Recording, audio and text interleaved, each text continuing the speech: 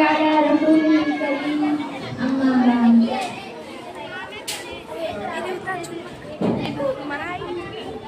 न पूछ ज़माने को कि क्या हमारी कहानी है, न पूछ ज़माने को कि क्या हमारी कहानी है। हमारी पहचान तो सिर्फ ये है कि हम हिंदुस्तानी हैं।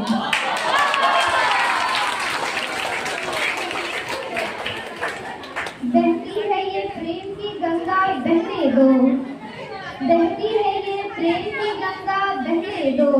क्यों करते हो देश में दंगा रहने दो। लाल हरे रंगों में, लाल हरे रंगों में हमको मत बांटो, लाल हरे रंगों में हमको मत बांटो। छत के ऊपर एक तिरंगा रहने दो।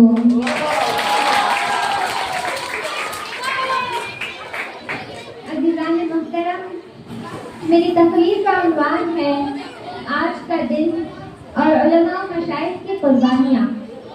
इससे कोई मुबालगा नहीं कि उलमा मशाइख ही जंग आज़ादी के असल हीरो हैं, और अगर उन्होंने कुर्बानियाँ ना दी होती तो आज़ाद हिंदुस्तान महज एक ख्वाब होता।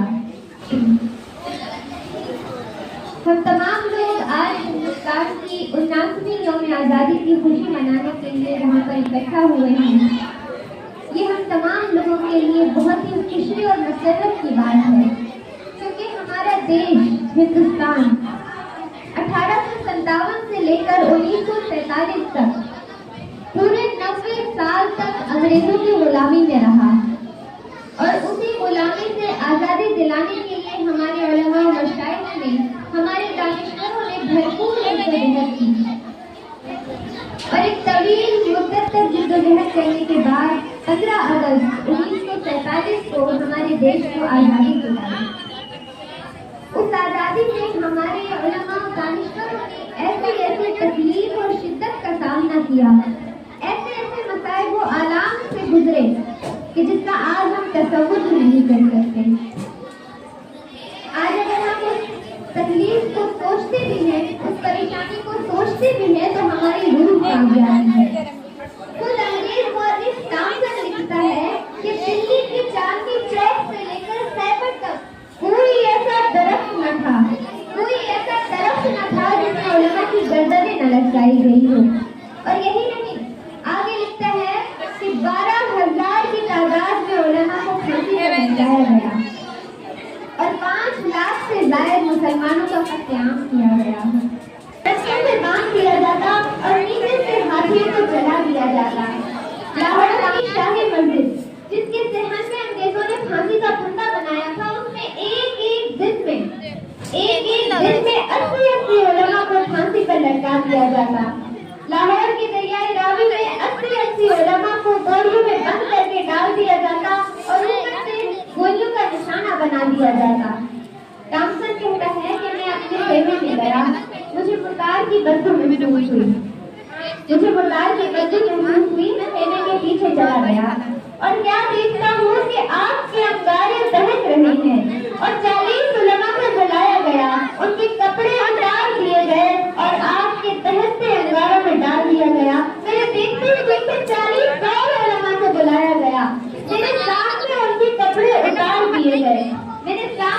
कपड़े उतार दिए गए, और पूछा, बोला अंग्रेज ने कि तुम में से एक भी ये कह दो, तुम में से एक जब भी ये कह दो कि 1857 की आजादी में हम शरीक नहीं थे, अभी छोड़ देते हैं। अल्लाह कहता है, मुझे पैदा करने वाले की कसम, उनमें से एक कारण नहीं था, उनमें से एक कारण भी ऐसा नहीं था।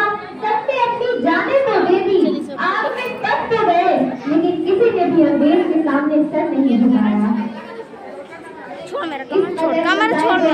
गुजरने के बावजूद हमारे मुजाहिदीन ने जंगी आजादी से, अंग्रेजों से लड़ने से एक कदम भी पीछे नहीं हटाया, बल्कि पूरी इस्तेकामत के साथ कितना हिला रही है मुकाबला करते रहे।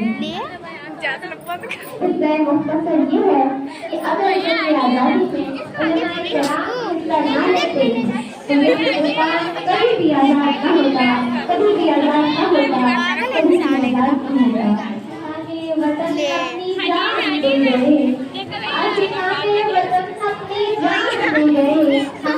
रहमतों का आसमान दे गए। हर गुलामी की जंजीर तोड़कर, हर गुलामी की जंजीर तोड़कर हमको आजाद हिंदुस्तान दे गए।